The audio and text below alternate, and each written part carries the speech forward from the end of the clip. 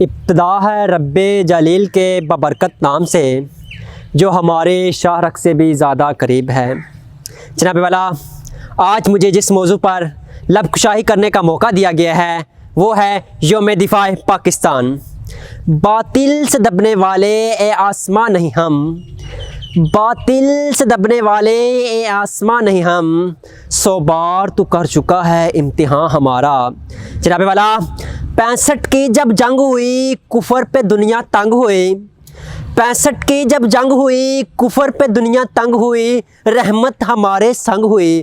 آیات دبنے دب گیا باطل، آیات جھکنے جھک گیا باطل، آیات مٹنے مٹ گیا باطل، قتل ہوا پھر وہی خود قاتل۔ وجاء الحق وزحق الباطل ان باطل کان زہوقا۔ جناب والا، ہمت، جرت، بہادری اور شہیدوں کے لہو سے لکھے جانے والے جذبات کو یوم دفاع پاکستان کے نام سے جانا جاتا ہے۔ صدر وقار، چشمہ فلک نے وہ دن بھی دیکھا ہے جب میرا پڑوسی دشمن توپوں ٹینکوں کی فوج لے کر میرے ملک کی سرحدوں پر چڑھائی کرنے کو ڈولا تھا۔ جنرل چودھری کا یہ خام خیال تھا کہ افواج پاکستان کو حالت نیند میں دبوچ لے گا، مگر وہ یہ نہ جانتا تھا، اسے خبر نہ تھی میری ملت کے رکھوالے، میری سرحدوں کے محافظ پچھلی راتوں کو جا کر رب کائنات کے حضور اپنی شہادت کی دعائیں مانگا کرتے ہیں۔ صدر وقار، میری ملت کے رکھوالے اٹھے، جرت اور ہمت کا لبادہ اڑا اور چونڈا کے مقام پر دنیا کا سب سے بڑا ٹینکوں کا قبرستان بنا ڈالا۔ شہادت کے متلاشی میرے شاہین اڑے اور دشمن کے 52 سیکنڈ میں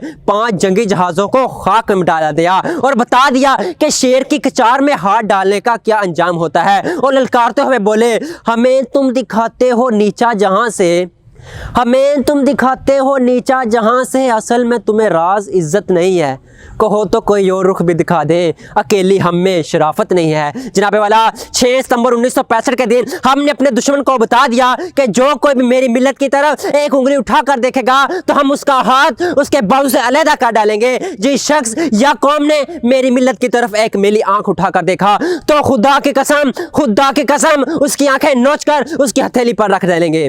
جناب والا، میجر عزت بھٹی جیسے ہزاروں نوجوانوں نے ایسی جرت کا مظاہرہ کیا کہ فضائے بدر کی یاد تازہ ہوگی۔ ارے میرا دشمن چلا تھا چند گھنٹوں میں میرے ملک کو فتح کرنے، مگر افواج پاکستان نے ایسے دانت کھٹے کیے کہ 17 دن گزر جانے کے باوجود بھی ایک بھی آدمی نہر نہ پار کر سکا۔ تو میں یہ فخر سے کہتا ہوں، ہم غزنوی، ہم بت شکن، تم اور ہو ہم اور ہیں، ہم غزنوی، ہم بت شکن، تم اور ہو ہم اور ہیں، اے سومنات، اے برہم، تم اور ہو ہم اور ہیں۔ جناب والا، میری ملت کے جیلے، میری ملت کے نوجوانوں میں اتنے شعلے پائے جاتے ہیں، اگر یہ بھڑک اٹھیں تو ایک آتش فشاں پہاڑ سے بھی زیادہ تباہی کر ڈالیں گے۔ آپ ہی وہ قوم ہے، جی ہاں آپ ہی وہ قوم ہے۔ تمام جماعتیں، تمام فرقے، تمام نوجوان متحد ہو گئے اور اپنے ملک کی دفاع کی خاطر اپنی جان کی قربانی دینے کے لیے تیار ہو گئے۔